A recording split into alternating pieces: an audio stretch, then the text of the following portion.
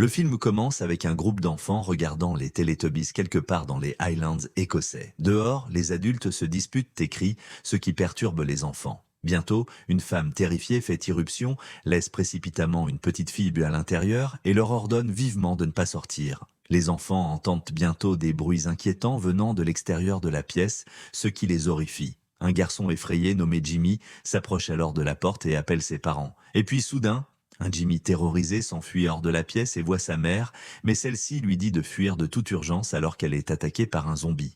Un Jimmy bouleversé regarde autour de lui et voit le chaos se répandre, plusieurs personnes infectées attaquant violemment tous ceux qu'elle croise. Ensuite, on apprend qu'un virus mortel appelé Rage a dévasté le Royaume-Uni. Il a été éradiqué sur le continent européen, mais la Grande-Bretagne a été mise en quarantaine pour éviter sa propagation. Cela signifie que ceux qui ont survécu ont été abandonnés à leur sort. La scène se coupe 28 ans plus tard, révélant une petite île en Angleterre où une communauté de survivants s'est barricadée. Ils ont appris à subvenir à leurs besoins en fabriquant leurs propres armes et en partant parfois pour des expéditions risquées afin de se ravitailler. Nous faisons ensuite la connaissance d'un garçon de 12 ans nommé Spike, réveillé par son père, Jamie, qui lui rappelle que c'est un jour important. Plus tard, Jamie prépare le petit déjeuner pendant qu'il passe en revue la liste des éléments essentiels pour l'expédition du jour. Les deux mangent des œufs et du bacon, un luxe rare dans un monde aussi sombre. Quelques secondes plus tard, ils entendent un bruit de fracas à l'étage car la mère de Spike, Isla, a accidentellement cassé un verre dans sa chambre. Jamie monte en courant pour aller voir, avec Spike sur ses talons. On apprend qu'Isla est gravement malade à cause d'un mal mystérieux et paraît très affaiblie. Isla demande à Spike comment s'est passée l'école et le garçon avoue qu'il n'y est pas allé. Jamie lui rappelle alors que Spike ne va pas à l'école, mais part en expédition sur le continent. En entendant cela, Isla explose de colère et commence à crier sur son mari pour avoir mis leur fils en danger. Mais Spike parvient à la calmer et lui offre même le morceau de bacon qu'il avait gardé du petit déjeuner. Il lui dit ensuite au revoir en mentant en disant qu'il part à l'école. En bas, il reçoit son premier arc en cadeau de la part de leur voisin Sam. Le père et le fils partent alors et ils reçoivent un adieu joyeux du comité du village, enthousiaste pour la première expédition de Spike. Arrivé à la porte principale, un membre du village parle à Spike et lui rappelle les règles. Il peut y aller et revenir, mais s'il ne revient pas, personne ne viendra le chercher. Pour lui faire comprendre le danger, elle lui montre des croix commémorant ceux qui ne sont jamais revenus. Une fois qu'un guetteur confirme que le passage est dégagé, les portes s'ouvrent et Jamie et Spike traversent la chaussée, un chemin de pierre qui n'émerge qu'à marée basse. Ils marchent pendant des heures et finissent par atteindre une forêt sur le continent. Ils tombent bientôt sur une personne infectée, un zombie lent, obèse et peu attirant, qui rampe comme un ver. Jamie ordonne calmement à son fils de lui tirer une flèche dans le cou. Spike tire et parvient à tuer l'infecté, mais le bruit attire rapidement plusieurs autres infectés à proximité, qui accourent pour attaquer. Quoi qu'il en soit, Jamie, très habile, prend le contrôle de la situation et les élimine brutalement tous. Mais lorsqu'il aperçoit un enfant infecté, il hésite, et l'enfant s'éclipse discrètement, sans causer de problème. Ensuite, Jamie félicite son fils pour sa première mise à mort, et ils poursuivent leur route. Ils tombent bientôt sur une maison abandonnée, manifestement déjà pillée. Mais ils décident tout de même de la fouiller dans l'espoir d'y trouver des provisions utiles. Là, le duo découvre une pièce où un homme est suspendu la tête en bas par les chevilles, avec le mot « Jimmy » gravé cruellement dans sa poitrine. L'homme se met soudain à bouger et à hurler comme un zombie. Jamie explique que quelqu'un a dû l'attacher là et l'abandonner aux infectés. Il ajoute qu'il existe des communautés étranges qui pourraient faire ce genre de choses comme forme de punition sévère. Jamie ordonne alors à Spike de tuer l'homme, et bien que le garçon hésite au début, il parvient finalement à le faire. Le père et le fils reprennent ensuite leur route, et en chemin, ils trouvent de la carcasse mutilée d'un cerf. Ils remarquent aussi la tête d'un autre cerf planté en hauteur dans un arbre. C'est un signe évident de la présence d'un zombie alpha à proximité, ce qui est une très mauvaise nouvelle pour eux. Horrifiés, ils s'empressent de fuir. Mais malheureusement pour eux, une horde implacable de zombies, menée par l'alpha, se rapproche rapidement. Jamie parvient à en tuer plusieurs, mais les mains de Spike tremblent. Et la plupart de ses tirs ratent leur cible. Alors que les zombies se rapprochent, dès qu'aucune issue n'est en vue, le duo se précipite vers la maison abandonnée. Les zombies les suivent de près, alors les deux se réfugient dans le grenier juste à temps et ferment la trappe. De retour sur l'île, on voit la communauté préparer une fête d'accueil pour Spike. Ailleurs, depuis une colline voisine, l'alpha observe la maison, attendant que les humains en sortent. Jamie explique à son fils que ces infectés ne sont pas comme les autres. Ils sont plus intelligents, plus forts et bien plus brutaux. Il le prévient qu'ils n'ont pas le choix, ils doivent attendre, car ils n'ont plus de flèches et il faut des dizaines de coups pour abattre un alpha. Spike s'excuse d'avoir raté ses tirs, mais Jamie le rassure doucement en lui disant qu'il s'en est bien sorti. Ils remarquent aussi que la marée est de montée, ce qui signifie qu'ils ne pourront pas rentrer chez eux aujourd'hui. Plus tard, Spike aperçoit un feu de camp au loin et demande à son père à qui cela peut appartenir, mais Jamie prétend ne pas savoir. Plus tard, vers minuit, le duo se réveille en sursaut en découvrant que la maison s'effondre autour d'eux. Pris de panique, ils parviennent à s'échapper juste avant que la structure ne s'écroule complètement. Jamie sait que le bruit attirera les zombies, donc ils n'ont pas une seconde à perdre. Ils remarquent que la marée s'est retirée et se précipitent pour rentrer chez eux. Mais ce n'est pas si simple, l'alpha repère leurs mouvements et se lance à leur poursuite. Terrifiés, les deux courent pour sauver leur vie et foncent vers l'entrée de l'île pour alerter les villageois. Ces derniers se réveillent rapidement et lancent une volée de flèches sur l'alpha, en vain. Heureusement, un trait enflammé finit par l'abattre juste au moment où Jamie et Spike atteignent la porte. Jamie supplie alors la communauté de les laisser entrer et ils sont finalement autorisés après vérification qu'aucun d'eux n'est infecté. Après leur fuite de justesse, les villageois organisent une grande fête où Spike est célébré comme un héros. Jamie se vante fièrement des exploits de son fils, exagérant même le nombre de zombies qu'il a tués. Tout le monde commence à boire et à danser, et même Spike est poussé à boire de l'alcool. Mais lorsqu'il sort vomir, il aperçoit son père en train de courir avec une autre femme, ce qui le rend profondément triste pour sa mère. Déçu, Spike rentre chez lui et réveille Sam, qui reste pour s'occuper d'Isla. Spike lui avoue que son père ment et exagère ce qu'il s'est passé aujourd'hui. Il parle aussi à Sam du feu de camp qu'il a vu sur le continent. Sam pense qu'il pourrait s'agir du docteur Ian Kelson, un médecin qu'il croyait mort.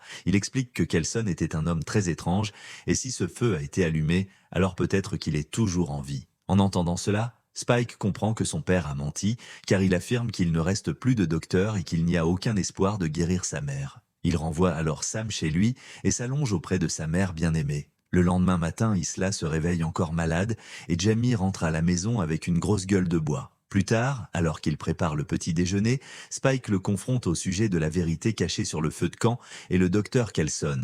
Bien que surpris, Jamie explique que Kelson est fou et raconte qu'il y a de nombreuses années, ils l'ont rencontré alors qu'ils cherchèrent des provisions. Un jour, ils ont trouvé Kelson traînant des centaines de cadavres et les arrangeant selon un motif étrange, rituel, pour créer un mémorial glaçant. Les villageois ont été terrifiés et personne n'a osé y retourner depuis 15 ans. Malgré tout, Spike veut retrouver le docteur pour qu'il puisse guérir la maladie de sa mère. Quand Jamie refuse, Spike l'accuse avec colère de ne pas se soucier de sa mère et d'avoir eu plusieurs liaisons. Cela met Jamie dans une telle rage qu'il finit par gifler son fils, ce qui pousse ce dernier à s'enfuir pour aller étreindre Isla, qui pleure de douleur. Quelques instants plus tard, un Jamie préoccupé entre également dans la pièce, mais Spike le repousse et lui ordonne de rester à l'écart d'eux. Il sort même son couteau de poche pour menacer son père, mais Jamie le désarme rapidement. Néanmoins, il lui rend calmement le couteau et quitte la maison sans dire un mot. Quelque temps plus tard, Spike met le feu, à la stupeur générale, à la grange du village remplie de provisions et commence à alerter tout le monde de l'incendie. Il envoie ensuite les gardes vérifier le feu, disant qu'il restera au poste de guet.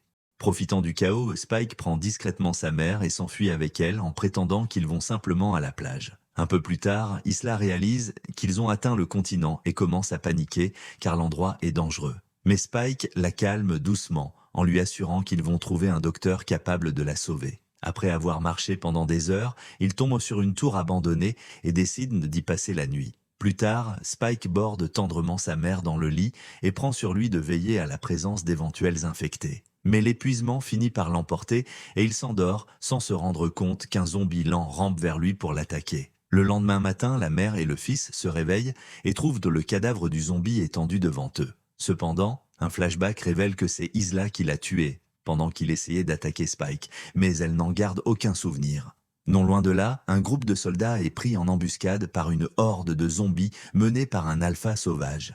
Les soldats ouvrent le feu et réussissent à éliminer la plupart des infectés, mais plusieurs d'entre eux sont tués et rapidement transformés. Un petit groupe de survivants parvient à battre en retraite et à se cacher dans un endroit sécurisé. Mais l'alpha arrive alors et frappe de nouveau avec une force impitoyable. Il les massacre sans pitié et à la fin, un seul soldat parvient à s'échapper. Ailleurs, un groupe d'infectés se rassemble près d'une rivière, semblant essayer de se laver. Parmi eux se trouve une femme enceinte, visiblement très avancée. De leur côté, Spike et Isla poursuivent de leur route, mais elle est devenue beaucoup plus faible. Elle commence à avoir des hallucinations, appelant Spike « papa ». Son nez se met aussi à saigner, alors il le lui essuie doucement. C'est alors qu'un zombie mal nourri s'approche d'eux et Spike l'abat rapidement avec sa flèche. Mais le bruit attire d'autres zombies, forçant la mère et le fils à fuir en panique. Ils arrivent à une station-service abandonnée, mais l'air y est saturé de vapeur, ce qui rend la respiration difficile. Pire encore, plusieurs zombies surgissent et foncent sur eux.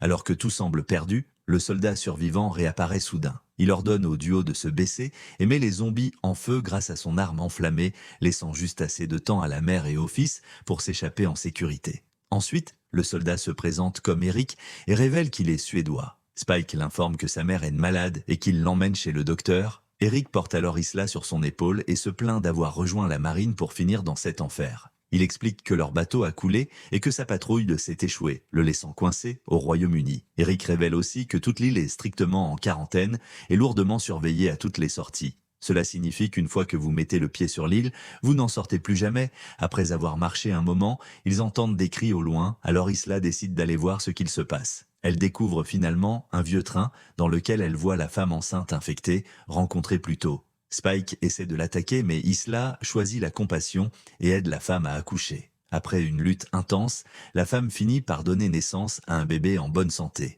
Isla nettoie doucement le nouveau-né pendant que la mère perd connaissance. Mais soudain, la femme zombie se jette sur Isla, forçant Eric à l'abattre. Eric panique alors et exige qu'Isla repose le bébé, convaincu que l'enfant est infecté, et insiste sur le fait que ces zombies ne devraient pas être autorisés à se reproduire. Isla hésite encore, et puis cela se produit. Le zombie alpha arrache brutalement la tête d'Eric de son corps. L'alpha attaque ensuite la mère et le fils, qui s'enfuient dans la panique. Mais l'alpha est trop rapide et les rattrape rapidement. Juste avant qu'il ne frappe, un vieil homme mystérieux surgit soudain et tire un dard tranquillisant, paralysant la créature. L'homme révèle qu'il a nommé cet alpha Samson et qu'il essaie de garder ses distances avec lui. Il retire ensuite la tête d'Eric des mains de Samson, décidant de la garder en mémoire. Un Spike stupéfait lui demande s'il est le docteur Kelson et l'homme répond que oui. Ensuite, le docteur Kelson les conduit jusqu'à son camp où il a créé un sanctuaire pour les défunts, guidé par sa devise « Memento Mori » qui signifie « Souviens-toi que tu vas mourir ». Spike est choqué de découvrir que Kelson a construit un temple d'os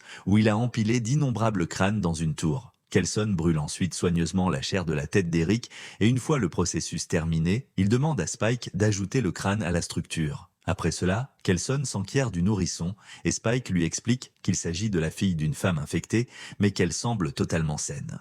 Kelson le confirme, expliquant que le placenta l'a probablement protégée. Il demande alors la raison de leur venue, ce qui pousse Spike à parler enfin de sa mère. Le soir venu, Kelson examine Isla et, d'après ses symptômes, il conclut qu'elle a un cancer. Il a peut-être commencé dans le cerveau ou s'est propagé à partir d'un autre organe, ce qui signifie qu'il est trop tard pour tout traitement. Cela bouleverse Spike, qui supplie le docteur de sauver sa mère, mais Kelson répond que c'est impossible. Isla, en revanche, accepte son sort, ayant déjà pressenti qu'un tel malheur approchait. Un Spike dévasté s'effondre en larmes, et Isla lui dit que même si le docteur ne peut pas la guérir, il peut encore soulager sa douleur. Spike ne comprend pas tandis qu'Isla et le docteur échangent un regard entendu, sous-entendant que quelque chose va se passer. Soudain, Kelson tire un dard tranquillisant pour paralyser Spike. Il lui rappelle alors la devise Memento Mori et explique qu'il existe de nombreuses façons de mourir, mais que la meilleure est une mort paisible. Tristement, Isla étreint son fils une dernière fois et l'exhorte à rester avec le bébé avant de partir. Le pauvre garçon observe alors, hébété, le docteur administrer une injection d'euthanasie à Isla, lui offrant la mort paisible qu'elle souhaitait. Quelques heures plus tard, Kelson remet à Spike le crâne de sa mère et lui dit de lui donner la meilleure place. Alors, le garçon gravit la tour d'os, le cœur lourd, et dépose délicatement le crâne au sommet, juste au moment où le soleil se lève. Le matin suivant, Samson réapparaît soudain pour les attaquer, forçant Kelson et les enfants à se réfugier dans un petit abri semblable à un bunker. Mais l'énorme alpha parvient à forcer l'entrée et lance une attaque brutale sur Kelson.